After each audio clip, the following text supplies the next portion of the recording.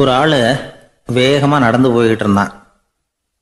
அவன் வேகமாக நடக்கிறதுக்கு காரணம் வெயில் காலம், காலில் செருப்பு இல்லை, மணல் பாதை, அதுதான் வேகம். காலில் செருப்பும் இல்லாமல் கையில் குடையும் இல்லாமல் அந்த ஆள் வெயிலில் நடந்து போய்கிட்டு இருக்கிறான். அந்த சமயத்தில் இன்னொருத்தன் குதிரை மேலே ஏறி அந்த வழியாக வந்துக்கிட்டு இருக்கிறான். அவன் காலில் செருப்பும் இருந்தது, கையில் குடையும் இருந்தது. நடந்து போய்கிட்டு இருந்தவன் அந்த குதிரை ஆசாமியை பார்த்து கேட்டான், ஐயா, நீங்களும் குதிரை மேலே உட்காந்துக்கிட்டு போய்கிட்டு இருக்கிறீங்க, அப்படி இருக்கிறப்போ உங்களுக்கு அந்த செருப்பு என்னத்துக்கு? அதை எனக்கு கொடுத்து உதவலாமே அப்படின்னா. குதிரை மேலே உட்காந்துருந்தவன் யோசனை பண்ணி பார்த்தான். இவன் சொல்கிறது நியாயம்தானே அப்படின்னு சொல்லி தன்னுடைய செருப்பை கழட்டி அந்த வழிப்போக்கனுக்கு கொடுத்துட்டான். ரொம்ப நல்லதுங்க அப்படின்னு சொல்லி இவன் அதை வாங்கி காலில் மாட்டிக்கிட்டான். அதுக்கப்புறம் மறுபடியும் இவன் ஆரம்பித்தான், ஐயா, நீங்கள் குதிரையில் போகிறதுனால போக வேண்டிய இடத்துக்கு வேகமாக போய் சேர்ந்துருவீங்க, அதனால் உங்கள் கையில் அந்த குடை என்னத்துக்கு? நான் நடந்து போயிட்டுருக்கிறவன், ரொம்ப நேரம் நடக்க வேண்டியிருக்கும் இந்த வெயிலில், அதனால் அந்த குடையையும் எனக்கு கொடுங்களேன் அப்படின்னா. குதிரை வீரன் யோசனை பண்ணி பார்த்தான், இதுவும் நியாயம்தானே அப்படின்னு அவனுக்கு தோணுச்சு. உடனே இறக்கப்பட்டு தன் காலில் இருந்த செருப்பை கொடுத்தது மாதிரியே தன் கையில் இருந்த குடையையும் இவங்கிட்ட கொடுத்துட்டான்.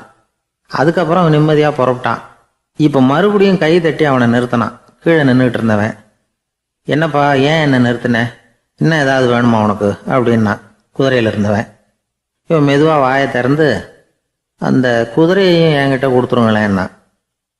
அந்த குதிரை வீரன் இப்போ ஒரு கணம் யோசனை பண்ணி பார்த்தான். உடனே என்ன பண்ணான் தெரியுமா? தன்கிட்ட இருந்த குதிரை சவுக்கை எடுத்தான். குதிரை சவுக்கால் அந்த ஆளை வாங்குவாங்கன்னு வீசி தள்ளிவிட்டான். இவ்வளவு சவுக்கடியும் வாங்கிக்கிட்டு இந்த ஆள் என்ன பண்ணான் தெரியுமா? சிரிக்கிறான். அடி வாங்கிட்டு யாராவது சிரிப்பாங்களா? குதிரை வீரனுக்கு ஒன்றும் புரியல. என்னப்பா அது, ஏன் இப்படி அடி வாங்கிட்டு இப்படி சிரிக்கிறியே அப்படின்னு கேட்டான். இப்போ அந்த வழிப்போக்கன் சொல்கிறான், ஐயா, நான் இப்படி சிரிக்கிறதுக்கு காரணம் இருக்கு. இப்படி குதிரை கேட்டு உங்ககிட்ட அடி வாங்கலைன்னு வச்சுக்கோங்க, என் உயிர் உள்ள வரைக்கும் மனசில் ஒரு தவிப்பு இருந்துக்கிட்டே இருக்கும். செருப்பையும் கொடையையும் கேட்ட உடனே கொடுத்தவன் குதிரையையும் கேட்டிருந்தா கொடுத்துருப்பானோ அப்படிங்கிற பேராசையில் ஏங்கிக்கிட்டே இருந்திருப்பேன். இப்போ உங்ககிட்ட அடி வாங்கின பிறகு என்னுடைய அந்த சந்தேகம் தீர்ந்து போச்சு. என்னுடைய ஆசைக்கு எல்லை எது அப்படிங்கிறத எனக்கு புரிஞ்சுட்டுது அப்படின்னு சொல்லிவிட்டு அவன் நடக்க ஆரம்பிச்சிட்டானான். ஆசைக்கும் எல்லை உண்டு அப்படிங்கிறத விளக்கறதுக்காக வாரியார் சுவாமிகள் சொல்கிற கதை இது. இந்த காலத்துலேயும் ஒருத்தன் அது மாதிரி கொடை செருப்போட குதிரையில் போய்கிட்டு இருந்தான். எதிரில் நடந்து வந்தவன், ஐயா, உங்கள் கொடையை எனக்கு கொடுங்களேன்னு கேட்டான். உடனே அவன் குதிரையிலேருந்து கீழே குதிச்சு அவனை சாட்டையால் அடிக்க ஆரம்பிச்சிட்டான். இன்னொருத்தர் அந்த வழியாக வந்தவர் இதை பார்த்தார். ஏன்பா, அவன் கேட்டான், உன்னால் முடியலன்னா இல்லைன்னு சொல்லிட வேண்டியது தானே, அதுக்காக ஏன் இப்படி அவனை போட்டு அடிக்கிறேன்னு கேட்டார். உங்களுக்கு விவரம் புரியாது சார், காலம் ரொம்ப கெட்டு போச்சு. கேட்டதை கொடுத்தேன்னு வச்சுக்கோங்க, இந்த குதிரையே என்னோடது, அவன் திருடிக்கிட்டு போகிறான் அப்படின்னு என் பேரில் புகார் கொடுக்க ஆரம்பிச்சிருவான் சார் அப்படின்னா. அது எப்படி அவ்வளோ உறுதியாக சொல்கிறேன்னு கேட்டார் அவர். ஏற்கனவே அது மாதிரி ஒருத்தன் பேரில் புகார் கொடுத்துட்டு தான் இந்த குதிரையை நான் தள்ளிட்டு வந்துக்கிட்டு இருக்கிறேன் அப்படின்னார். ஒரு ஊரில் ஒரு கோயில் இருந்தது, ரொம்ப பழைய கோயில். உள்ளே போகிறதுக்கே பயமாக இருக்கும், எந்த நேரத்தில் இடிஞ்சு விழுந்துருமோ அப்படிங்கிற பயம். அப்படி இருந்ததுனால யாரும் துணிஞ்சு சாமி கும்பிடுறதுக்கு அங்கே போகிறதில்ல. கோயிலுக்கு வர்ற கூட்டம் கொஞ்சம் கொஞ்சமாக குறைய ஆரம்பிச்சுட்டுது. கோயில் நிர்வாகிகள் எல்லாரும் கூடி உட்காந்து பேசினாங்க. என்ன பண்ணலாம்னு யோசனை பண்ணாங்க. எந்த இடம் மோசமாக இருக்கோ அந்த இடத்த பழுது பார்த்தாங்க. அங்கே எங்கே வர்ணத்தை பூசி கொஞ்சம் அழகுபடுத்தி பார்த்தாங்க. ஏதோ இந்த ஊரில் கோயில்னு ஒன்று இருக்குது, அது மக்களுக்கு தெரியணும் அப்படிங்கிறதுக்காகத்தான் இப்படிலாம் பண்ணாங்க. இருந்தாலும் கோவில் இருக்கிற நிலைமை மக்களுக்கு தெரியும், அதனால் அங்கே வர்றது குறைச்சிக்கிட்டாங்க அவங்க. ஒரு கட்டத்தில் யாருமே வர்றதில்லை, நிலைமை அந்த அளவுக்கு ஆயிட்டுது. மறுபடியும் கோவில் நிர்வாகிகள் கூட்டம் நடந்தது. இந்த கூட்டம் கூட கோயிலுக்கு உள்ளே நடக்கலை, இடிஞ்சு விழுந்துருமோங்கிற பயம். அதனால் வெளியில் தான் உட்காந்து கூட்டத்தை நடத்தினாங்க. ஏன்னா உள்ளே போகிறதுக்கு அவங்களுக்கும் துணிச்சல் கிடையாது, எந்த நேரமும் விழுந்துரும் போல் இருந்தது அது. அது வழியாக போகிறவங்க கூட வேகமாக அந்த இடத்த கடந்து போக ஆரம்பிச்சிட்டாங்க. கோவில் நிர்வாகிகள் வெளியில் உட்காந்து கூட்டம் போட்டாங்க இல்லையா, அந்த கூட்டத்தில் 4 தீர்மானங்களை நிறைவேற்றினாங்க. அது என்ன 4 தீர்மானம்னா, முதல் தீர்மானம், இந்த கோவிலை இடிப்பது அப்படிங்கிற முடிவை இந்த கமிட்டி மிகவும் வருத்தத்துடன் ஏற்றுக்கொள்ளுகிறது அப்படின்னு நிறைவேற்றினாங்க. இதுக்கு பதிலாக இன்னொரு கோவிலை உடனடியாக கட்டி முடிச்சுடணுங்கிறது 2வது தீர்மானம். 3வது தீர்மானம் என்ன தெரியுமா? பழைய கோவிலின் கதவுகள், அதிலிருந்து பிரித்து எடுக்கிற செங்கல், இதையே புது கோவில் கட்டுவதற்கு பயன்படுத்தி கொள்ள வேண்டியது. பழைய கோவில் இருந்த மாதிரியே அதே வடிவத்தில் புது கோவிலையும் கட்ட வேண்டியது. பழைய கோவிலின் அஸ்திவாரத்தை அப்படியே வச்சுக்கிட்டு அதுக்கு மேலே நாம் கோயிலை கட்டிக்க வேண்டியது. இதுதான் 3வது தீர்மானம். இதையும் கமிட்டி முழு மனசோடு ஏற்றுக்கிட்டது. இது வரைக்கும் சரி. இப்போ அந்த கமிட்டி 4வதாக ஒரு முக்கியமான தீர்மானத்தை கொண்டுகிட்டு வந்து அதையும் ஏகமனதாக நிறைவேற்றி விட்டுது. அது என்ன தீர்மானம்னா, புதிய கோவில் கட்டி முடிக்கிற வரைக்கும் பழைய கோவிலை இடிக்கிறதில்லை அப்படிங்கிற தீர்மானம். எப்படி இருக்குது பாருங்க இது. பழசை இடிக்காத வரையில் அதே இடத்துல புதுசாக எப்படி கட்ட முடியும்? பல விஷயங்களில் நாம் நடந்துக்கிற முறையும் இப்படி தான் இருக்குதான். வாழ்க்கையில் முன்னேறணும்னு ஆசைப்படுவோம். அதே நேரத்தில் அந்த முன்னேற்றத்துக்கு எது தடையாக இருக்கோ அதை விட்டு விடுறதுக்கும் மனசு வராது. வெளிநாட்டில் ஒரு பெரிய விருந்து நடந்துக்கிட்டு இருந்துதான். எல்லாரும் மது கோப்பையும் கையுமா அலைஞ்சிக்கிட்டு இருக்கிறாங்க. ஒருத்தர் மட்டும் கையில் எதுவும் இல்லாமல் ரொம்ப நல்ல பிள்ளையா சாதுவா ஒரு ஓரமாக தனியாக உட்காந்துருக்கிறார். அவர்கிட்ட நெருங்கி வாங்க மது சாப்பிட்லாம் அப்படின்னு கூப்பிட்டாங்களாம். என்னை வற்புறுத்தாதீங்க, நான் என் மனசுக்குள்ளே உறுதியாக தீர்மானம் பண்ணிவிட்டேன் அப்படின்னாராம். என்ன தீர்மானம் பண்ணியிருக்கீங்க அப்படின்னு கேட்டிருக்காங்க. ஏற்கனவே முழு போதையில் இருக்கும் பொழுது மறுபடியும் மது கோப்பையை தொடரதில்லை அப்படின்னு தீர்மானம் பண்ணியிருக்கேன் அப்படின்னாராம். பக்தின்னு சொல்கிறோம் இல்லையா, அது 3 வகைப்படும் அப்படிங்கிறார் ஒரு பெரியவர். அது என்ன 3 வகைன்னா, தெய்வ பக்தி, அடியார்கள் பக்தி, குரு பக்தி. அடியார் பக்தியை விட தெய்வ பக்தியை விட குரு பக்தி தான் ரொம்பவும் சிறந்ததுங்கிறார் அவர். தெய்வத்துக்கிட்ட செஞ்ச பாவம் குருநாதர்கிட்ட தீர்ந்துருமா, குருநாதர்கிட்ட செஞ்ச பாவம் தெய்வத்துக்கிட்ட போனாலும் தீராதான். இப்படி பெரியவங்களாம் சொல்லி வச்சிருக்கிறாங்க. ஒரு காடு, அங்கே அயோத தௌமியர் அப்படின்னு ஒரு தபோதனர். அவர் பல மாணவர்களை ஒன்றா சேர்த்து ஒரு குருகுலம் நடத்திக்கிட்டு இருக்கிறார். பல தரப்பட்டவங்க பல திறப்பட்டவங்க மாணவர்கள் அதில் சேர்ந்து படிச்சுக்கிட்டு இருக்கிறாங்க. பாஞ்சால ராஜகுமாரன் ஒருத்தனும் அந்த குருகுலத்தில் சேர்ந்து படிச்சுக்கிட்டு இருக்கிறான். அவன் பேர் ஆருணி. பெரிய இடத்து புள்ள, இருந்தாலும் படுப்பில் ரொம்ப கெட்டிக்காரனாக இருந்தான். அவன் தான் அங்கே முதல் மாணவன். ஒரு நாள் குருநாதர் அந்த அரசகுமாரனை கூப்பிட்டார். நம்ம குருகுலத்துக்கு சொந்தமான வயலில் தண்ணீர் பெருகி வெள்ளம் பயிரை அழிக்குதான். அதனால் நீ போய் மடையை அடைச்சிட்டு வந்துடும் அப்படின்னார். அந்த அரசகுமாரன் உடனே புறப்பட்டான். குருநாதர் சொல்லிட்டார்ல, உடனே புறப்பட்டான். நான் பெரிய இடத்து பிள்ளையாச்சே, ராஜகுமாரனாச்சே, ரொம்ப செல்வாக்கூட வளர்ந்தவனாச்சே, நான் போய் வயலில் இறங்கி வேலை செய்கிறதா அப்படின்னுலாம் அவன் நினைக்கல. குருநாதர் கட்டளையை நிறைவேற்ற வேண்டியது நம்ம கடமை அப்படின்னு நினச்சான். உடனே ஒரு மண்வெட்டியை தூக்கி தோளில் வச்சுக்கிட்டு புறப்பட்டு போயிட்டான். வயலுக்கு போனான். பார்த்தான், தண்ணி கரையை உடச்சிக்கிட்டு வயலுக்குள்ளே ஏகமாக பாஞ்சிக்கிட்டு இருக்குது. இவன் மண்வெட்டியால் களிமண்ணை புல்லோடு சேர்த்து புல் பத்த மாதிரி வெட்டி வெட்டி போட்டான். இருந்தாலும் மடையை அடைக்க முடியல. தண்ணி அதை மீறி வந்துக்கிட்டே இருக்குது. தண்ணி வேகமாக வயலுக்குள்ளே போய்கிட்டே இருக்குது. போடுற பத்தையெல்லாம் கரைஞ்சி கரைஞ்சி போயிட்டுருக்கு. இருந்தாலும் இவன் தன்னுடைய முயற்சியை கைவிடலை. வெட்டி வெட்டி போட்டுக்கிட்டே இருக்கிறான். காலையில் அங்கே போனவன் சாயந்தரம் வரைக்கும் இப்படி செஞ்சுக்கிட்டு இருக்கிறான். உடம்பும் மனசும் ரொம்பவும் சோர்ந்து போச்சு. இருந்தாலும் குருநாதர் இட்ட கட்டளையை நிறைவேற்றாமல் இருக்கிறோமேங்கிற ஒரு குறை அவனுக்கு இருக்குது. குரு கட்டளையை நிறைவேற்றாத நான் இன்னமும் இருக்கணுமா அப்படின்னு யோசனை பண்ண ஆரம்பிச்சிட்டான். என்ன செய்யலாம்னு பார்த்தான். நம்ம குருநாதர் இட்ட பணிக்காக இந்த உடம்பையே தியாகம் பண்ணலாம் அப்படின்னு முடிவு பண்ணான். தண்ணி பாயுதில் அதுக்கு குறுக்க விழுந்து அப்படியே மடையை அடைச்சிக்கிட்டு அப்படியே படுத்துட்டான். இது மற்றவங்களுக்கு தெரியாது. அன்னைக்கு ராத்திரி ஒரு விளக்கு முன்னாடி உட்காந்து குருநாதர் பிள்ளைங்களுக்கு பாடம் சொல்லி கொடுத்துக்கிட்டு இருக்கிறார். வரிசையில் இருக்கக்கூடிய ராஜகுமாரனை காணலை. நம்ம ஆருணி எங்கே போனா அப்படின்னு சொல்லி மற்ற மாணவர்களை விசாரித்தார். இப்போ அவங்க சொன்னாங்க, சுவாமி அவன் காலையில் வயலுக்கு மடையை அடைக்கிறதுக்காக போனான், நீங்கள் தான் போக சொன்னீங்க, இன்னும் திரும்பி வரல அப்படின்னு அவர் பையன். குருநாதர் உடனே ஒரு தீவெட்டி எடுத்துக்கிட்டு மாணவர்களை அழைச்சிக்கிட்டு வயலுக்கு போனார். அங்கே போய் பார்த்தா ஆளை காணும். ஆருணி ஆருணின்னு சொல்லி சத்தம் போட்டு கூப்பிட்டு பார்க்குறார். நான் இங்கே இருக்கேன் குருநாதா அப்படின்னு காலுக்கு அடியிலேருந்து ஒரு சத்தம் வருது. குனிஞ்சு பார்த்தா அவன் மடையில் படுத்துருக்குறான். என்னப்பா இதுன்னார். காலையிலேருந்து இந்த மடையை அடைச்சி பார்த்தேன் சுவாமி, முடியல, அதனால் இப்படி குறுக்க படுத்துட்டேன். என்னை தாண்டறதுக்கு பயந்து போய் தண்ணியே தேங்கி நின்றுட்டுது அப்படின்னா. அவனுடைய குரு பக்தியையும் அவனை தாண்டறதுக்கு அஞ்சு நிற்கிற தண்ணி தேக்கத்தையும் பார்த்துட்டு எல்லாரும் ரொம்ப ஆச்சரியப்பட்டு போயிட்டாங்களாம். ஆறுனே எழுந்திரிச்சு வா அப்படின்னு கூப்பிட்டாரான் குருநாதர். அவன் தண்ணீரை பொழந்துக்கிட்டு எழுந்திரிச்சு வந்தானான். அதனால அவனுக்கு உத்தாலகன் அப்படின்னு ஒரு பேர். உத்தாலகன்னா தண்ணீரை பிளந்தவன் அர்த்தம்.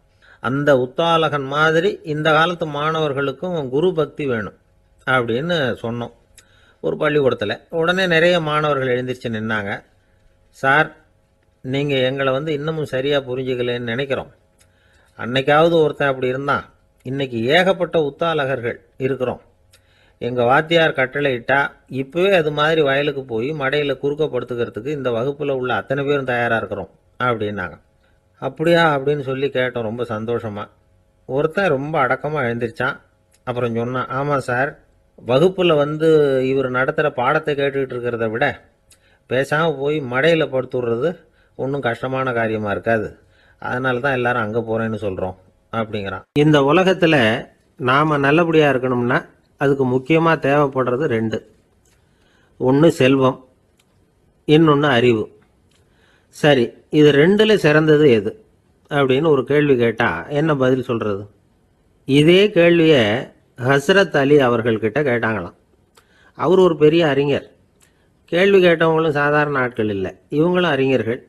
ஒரு நாள் ஹஸ்ரத் அலி அவர்கள்கிட்ட 10 அறிஞர்கள் வந்தாங்களாம். ஐயா, நாங்கள் 10 பேரும் உங்ககிட்ட ஒரே கேள்வியை தான் கேட்க வந்திருக்கிறோம். ஆனால் எங்கள் 10 பேருக்கும் நீங்கள் தனித்தனியாக பதில் சொல்ல முடியுமா அப்படின்னு கேட்டிருக்காங்க. அதாவது அவங்க ஒரே கேள்விக்கு இவர்கிட்ட இருந்து 10 விதமான பதில் எதிர்பார்க்குறாங்க. சரி கேளுங்க, என்ன கேள்வி அப்படின்னார் அவர். அப்போ தான் அவங்க கேட்டாங்களாம், செல்வம் அறிவு இது ரெண்டில் சிறந்தது எது? இதுதான் கேள்வி. ஹஸ்ரத் அலி என்ன பண்ணார் தெரியுமா? அவங்கள ஒவ்வொருத்தராக கூப்பிட்டார். ஒவ்வொரு விதமான பதிலை சொல்லி அனுப்புனார். முதல்ல ஒருத்தரை கூப்பிட்டார், சொன்னார், அறிவுங்கிறது தீர்க்கதரிசிகள், ஞானிகள், மகான்கள் இவங்களோட பரம்பரை சொத்து. ஆனால் செல்வம்ங்கிறது கொடுங்கோலரின் ஆயுதம். அதனால் அறிவு தான் சிறந்தது அப்படின்னார். ரெண்டாவது ஆளை கூப்பிட்டார். உங்ககிட்ட செல்வம் இருந்தால் நீங்கள் தான் அதை காப்பாற்றணும். ஆனால் அறிவு உங்களை எப்பவும் காப்பாற்றும். ஆகவே அறிவு தான் சிறந்தது அப்படின்னார். மூணாவது ஆளை கூப்பிட்டார். செல்வந்தனுக்கு எப்போதும் விரோதிகள் அதிகம், ஆனால் அறிஞனுக்கு நண்பர்கள் அதிகம். அதனால் அறிவு தான் சிறந்ததுன்னார். அடுத்தவரை கூப்பிட்டார். செல்வம் அடுத்தவங்களுக்கு கொடுக்க கொடுக்க குறையும், ஆனால் கல்விங்கிறது அதிகரிச்சுக்கிட்டே வரும், கொடுக்கறதுனால குறையாது. அதனால் அறிவு தான் சிறந்ததுன்னார். இன்னொருத்தரை கூப்பிட்டார். அறிவுள்ளவன் எப்பவும் அதை அடுத்தவங்களுக்கு வாரி வழங்கிக்கிட்டே இருப்பான். அதனால் அவங்ககிட்ட தாராளத்தன்மை இருக்கும். ஆனால் செல்வந்தன்கிட்ட கஞ்சத்தனம் தான் இருக்கும். அதனால் அறிவு தான் சிறந்ததுன்னார். ஆறாவது நபரை கூப்பிட்டார். செல்வத்தை கள்வர்கள் திருடிட்டு போக முடியும், ஆனால் அறிவை அப்படி திருடிட்டு போக முடியாது அப்படின்னார். ஏழாவது நபரை கூப்பிட்டார். செல்வம் கால ஓட்டத்தில் அழிஞ்சிரும், ஆனால் அறிவை கால ஓட்டம் ஒன்றும் பண்ண முடியாது. ஆகவே அறிவே சிறந்ததுன்னார். எட்டாவது ஆளை கூப்பிட்டு சொன்னார், செல்வத்துக்கு எப்பவும் எல்லை உண்டு, நிறை உண்டு, அளவு உண்டு, கணக்கு உண்டு. ஆனால் அறிவுக்கு அப்படிப்பட்ட எல்லை எதுவும் கிடையாது. அதனால் அதுதான் சிறந்ததுன்னார். அடுத்தவனை கூப்பிட்டார்.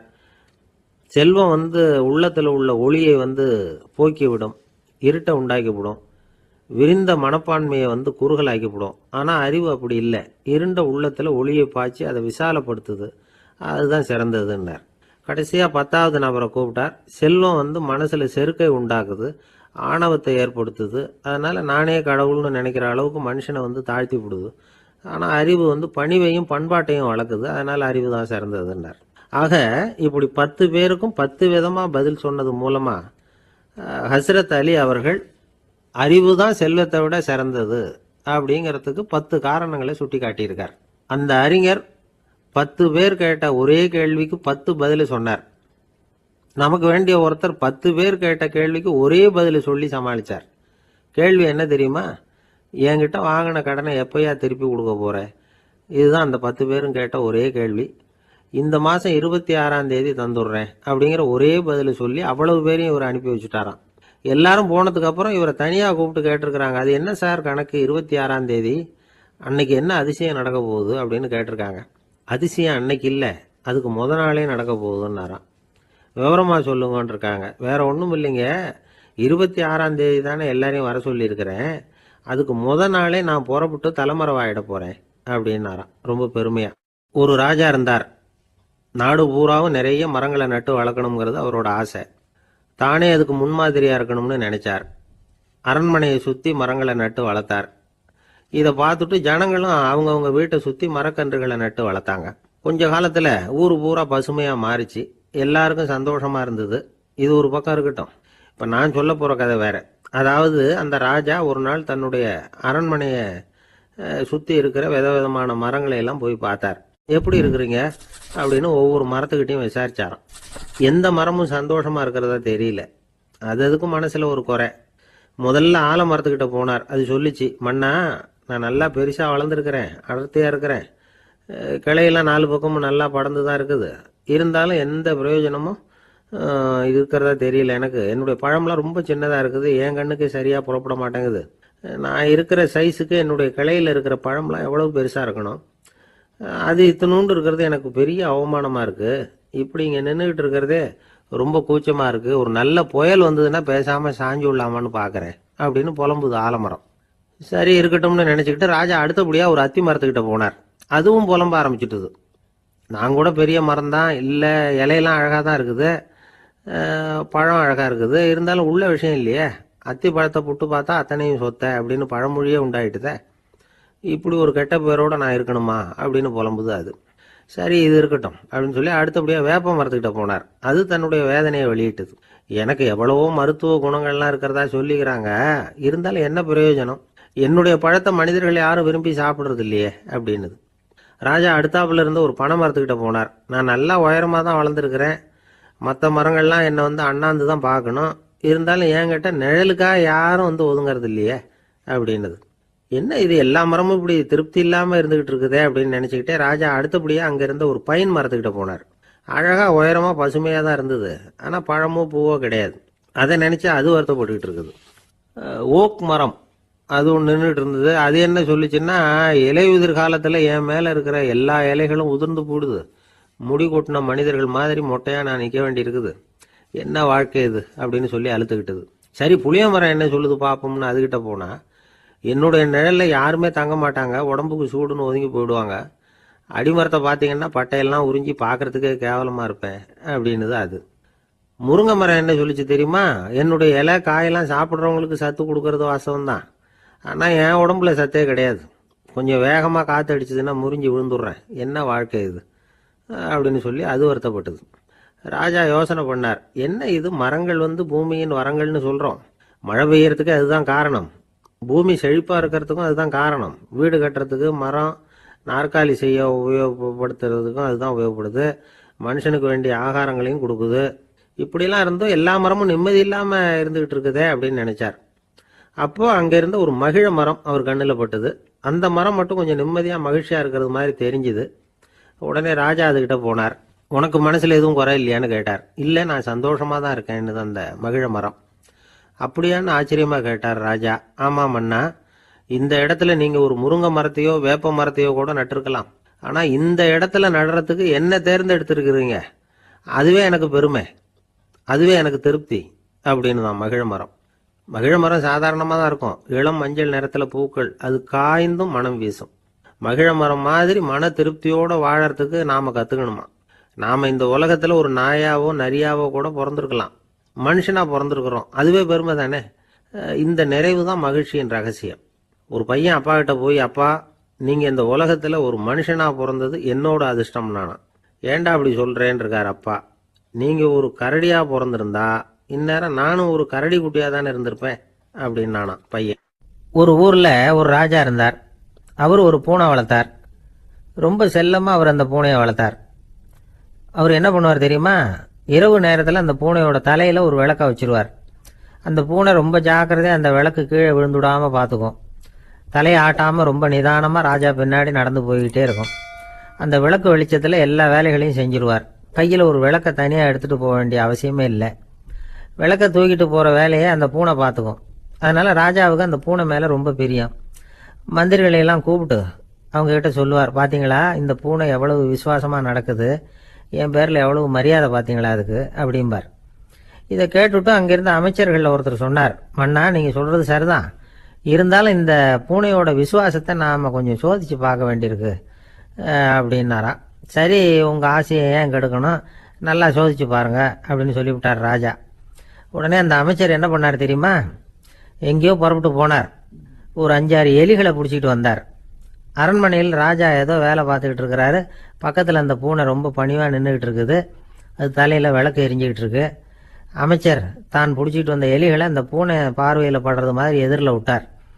அந்த எலிகள்லாம் அங்கேயும் இங்கேயும் ஓட ஆரம்பிச்சுது. அதை பார்த்தது பூனை. அவ்வளவுதான். தலையில் இருக்கிற விளக்கை பற்றியும் கவலைப்படலை, ராஜாவை பற்றியும் கவலைப்படலை. ஒரே பாய்ச்சலாக பாஞ்சு எலிகளை துரத்த ஆரம்பிச்சுட்டுது. தலையில் இருந்த விளக்கு எங்கேயோ போய் விழுந்தது, அணைஞ்சு போச்சு. இருட்டில் ராஜா தடுமாற ஆரம்பிச்சுட்டார். இந்த சமயத்தில் அந்த அமைச்சர் மறுபடியும் விளக்கை ஏற்றினார். வெளிச்சம் வந்தது. அதுக்கப்புறம் அந்த அமைச்சர் பேசினார். அரசே, பூனையோட விசுவாசத்தை பார்த்தீங்களா? எலி அது கண்ணில் படுற வரைக்கும் தான் விசுவாசமாக இருந்தது. அது மாதிரி எலியை பார்த்ததும் எல்லாத்தையும் விட்டுட்டு அதை துரத்த ஆரம்பிச்சுட்டு பார்த்தீங்களா? தான் அந்த பூனையை பற்றி நினச்சது தப்புங்கிறது அதுக்கப்புறம் தான் அந்த ராஜாவுக்கு புரிஞ்சுதான். சரி, இப்போ எதுக்கு இந்த கதையெல்லாம் அப்படிங்கிறீங்களா? இந்த பூனை மாதிரி தான் நம்ம மனசும். மனசை எவ்வளவு தான் பயிற்சி கொடுத்து பக்குவமாக வச்சுருந்தாலும் பார்க்கறதுக்கு பரமசாது மாதிரி தான் இருக்கும். பார்க்க வேண்டியதை பார்த்துட்டுதுன்னா பாஞ்சிரும். இந்த பூனை மாதிரி புலன் இன்ப பொருள்கள் கிட்டாத வரைக்கும் மனம் அடங்கி இருக்கிறது மாதிரி தான் தெரியும். கொஞ்சம் வாய்ப்பு கிடைச்சாலும் அது குதிக்க ஆரம்பிச்சிடும், தப்பு பண்ண ஆரம்பிச்சிடும். பெரிய பெரிய முனிவர்கள் வாழ்க்கையில் நடந்த வீழ்ச்சி இதை தான் நிரூபிக்குது. புலன்களின் ஆற்றல் அதிகம். அதனால் மனக்கட்டுப்பாடு பயிற்சிகளில் ரொம்ப எச்சரிக்கையாக இருக்கணுங்கிறார் சுவாமி சிவானந்தர். மது பழக்கத்தையே விட்டுவிட்டேன்னு உறுதியாக இருப்பான்.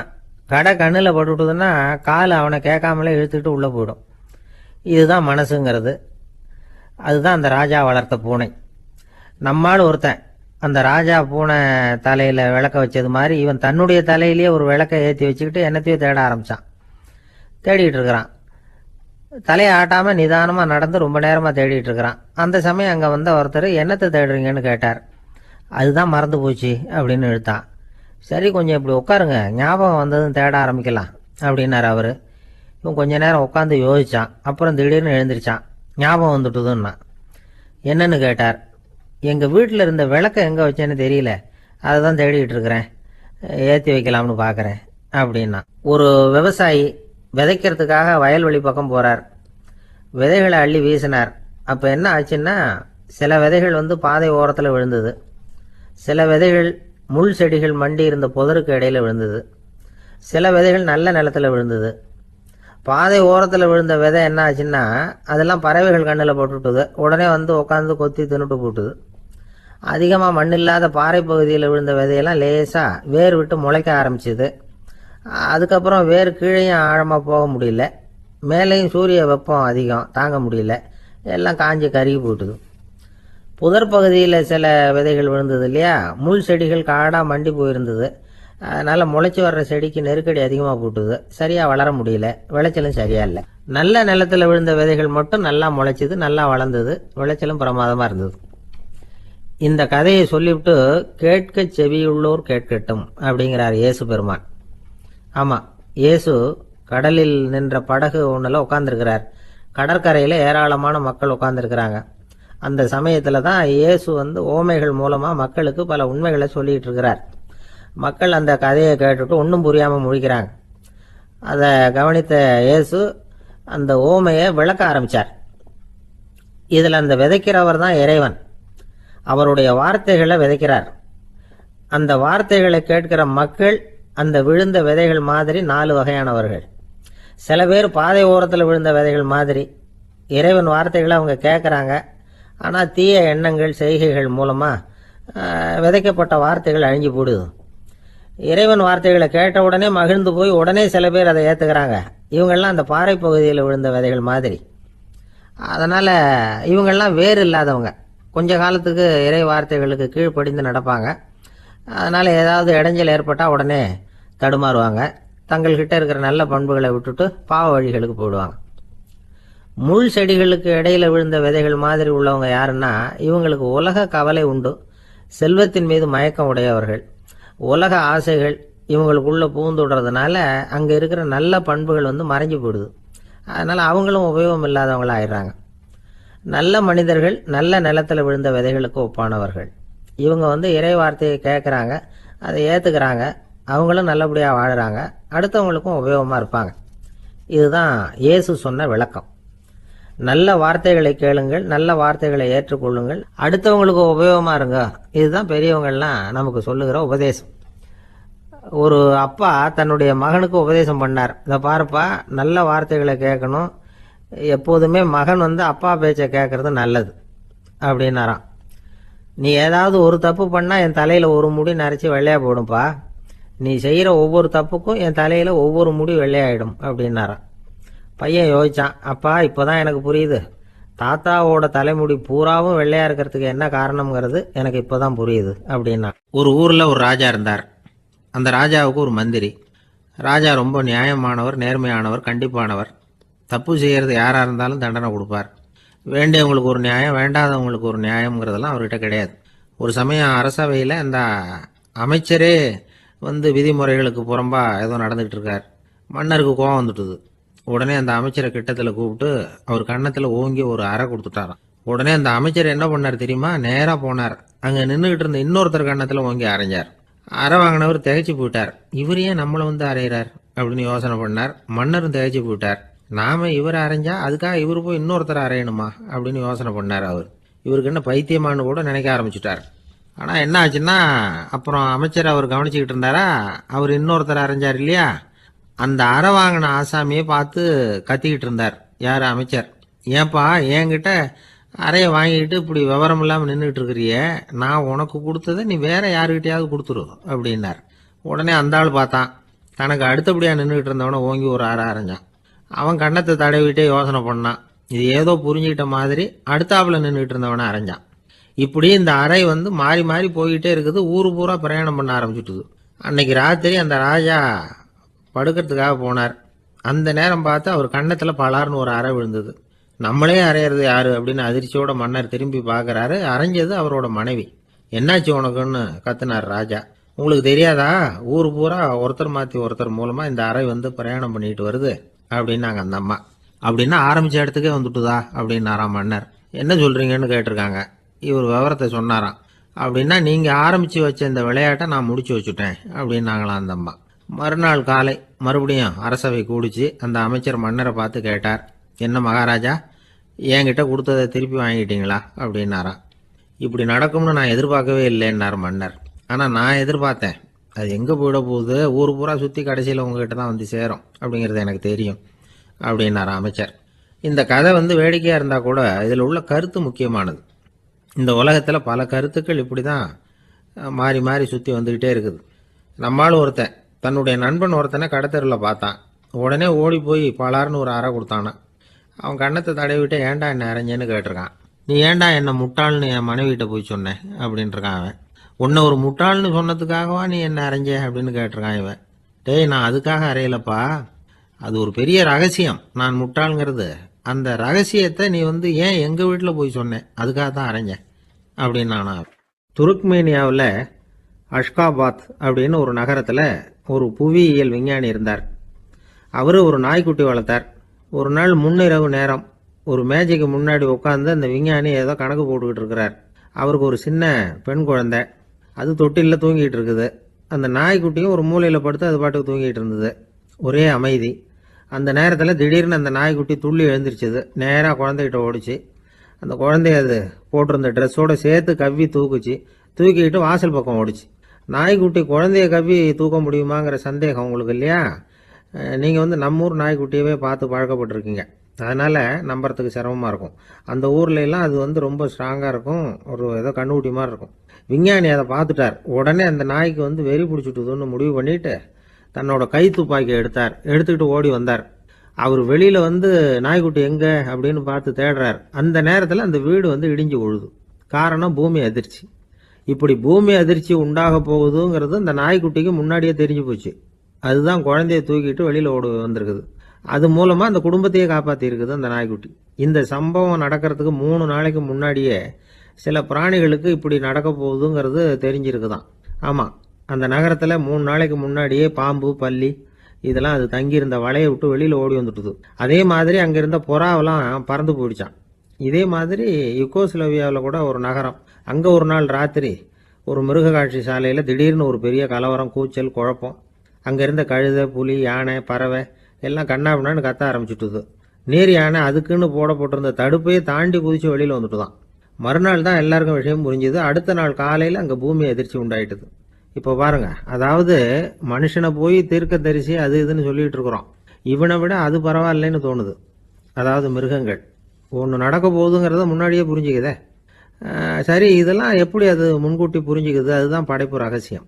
அதை கண்டுபிடிக்கிறதுக்கு தான் மனுஷன் வந்து ஆராய்ச்சி பண்ணிட்டு இருக்கிறான். விஞ்ஞானிகளோட ஆராய்ச்சியெல்லாம் ஒரு பக்கம் இருக்கட்டும், வீட்டுக்குள்ளேயே சில ஆராய்ச்சி பண்ணி பாருங்களேன். இப்போ சில யோசனை சொல்லி அதை சோதனை பண்ணி பாருங்க அப்படின்னு ஒருத்தர் சொன்னாராம். அதாவது இப்போ மழை வருமா வராதா அப்படின்னு தெரிஞ்சுக்கணுமா, உடனே ஒரு பூனைக்குட்டி பின்னாடியே மெதுவாக போய் அது என்ன செய்யுதுன்னு கவனித்து பார்க்கணும். பூனைக்குட்டி தன்னோட பாதத்தினால சுகத்தில் வந்து அப்படி கீறிக்கிட்டு இருக்கும். அப்படி கீறினா கண்டிப்பாக மழை வரும். சில சமயம் பூனைக்குட்டி அப்படி மல்லாந்து படுத்துக்கிட்டு பாதத்தை உயர தூக்கும், அப்படியும் அப்படியும் புரளும். இப்படி செஞ்சதுன்னா அன்னைக்கும் மழை இருக்காது. அதனால் முன்னாடி இருந்தது மழை வர்றதுக்கு அறிகுறி, இது மழை இல்லைங்கிறதுக்கு அறிகுறி. பறவைகள் பிராணிகள் இதுகளோட நடவடிக்கைகளை பார்த்துட்டு அதையெல்லாம் அடிப்படையாக வச்சு தான் காலநிலையை கண்டுபிடிக்கிற கருவிகளை கண்டுபிடிச்சிருக்கிறாங்க. வாத்து இருக்குல்ல, சில சமயம் தன்னோட அழகை தன்னோட இறகுகளில் அப்படியே புதைச்சிக்கும். அப்படி செஞ்சால் குளிர்காலம் வரப்போகுதுன்னு அர்த்தம். பருவநிலை குளிராக மாறப்போகுதுங்கிறதுக்கு இதுதான் அறிகுறி. சிட்டுக்குருவி இருக்குதுல்ல, அதெல்லாம் புழுதியில் உழுந்து புரளும், சிறகுகளை வந்து படபடன்னு அடிச்சுக்கும். அப்படி செஞ்சால் மழை வரப்போகுதுன்னு அர்த்தம். ஒன்று மட்டும் நாம் நல்லா தெரிஞ்சுக்கணும், இயற்கையின் சீற்றம்னு சொல்கிறோம் இல்லையா, இயற்கை ஏன் நம்ம மேலே கோவப்படுது? இயற்கையை நாம் அனுசரித்து போகிறதில்ல, அதனால் கோவப்படுது. காடுகளை அழிக்கப்படாது, விலங்குகளை கொல்லக்கூடாது, இயற்கை ஏற்படுத்தி வச்சிருக்கிற சமநிலையை கெடுக்கக்கூடாது.